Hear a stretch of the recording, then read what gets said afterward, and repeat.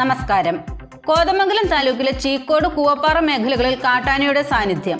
മേഖലയിൽ RRTയുടെ നിരീക്ഷണം ശക്തമാക്കാൻ തീരുമാനം.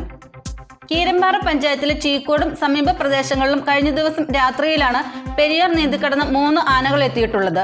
ഇതിനെ തുടർന്ന് പ്രദേശത്തെ 5, 6 വാർഡ് പ്രദേശങ്ങളിലും കൂവപ്പാറ നഗറിലും സമീപമുള്ള മേഖലകളിലും RRTയുടെയും ആന വാച്ചർമാരുടെയും നിരീക്ഷണം ശക്തമാക്കാൻ തീരുമാനിച്ചു. ആനകളെത്തിയ കൃഷിയിടം ഉൾപ്പെടെയുള്ള പ്രദേശങ്ങൾ ആന്റണി ജോൺ MLAയുടെ നേതൃത്വത്തിൽ ജനപ്രതിനിധികളും വനംവകുപ്പ് ഉദ്യോഗസ്ഥരും സന്ദർശിച്ചു.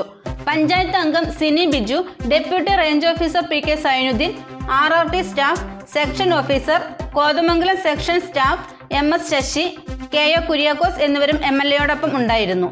അപ്പോൾ ഏതായാലും ഇതുമായി ബന്ധപ്പെട്ടുകൊണ്ട് വനംവകുപ്പിൻ്റെ കൃത്യമായ ജാഗ്രതയും നിരീക്ഷണവുമെല്ലാം 24 മണിക്കൂറും പ്രത്യേകിച്ച് RRTയുടെ പൂർണ്ണമായ സേവനം ഈ പ്രദേശത്ത് ഉറപ്പുവരുത്താൻ വേണ്ടിയിട്ടുള്ള നിർദ്ദേശം കൊടുത്തിട്ടുണ്ട്.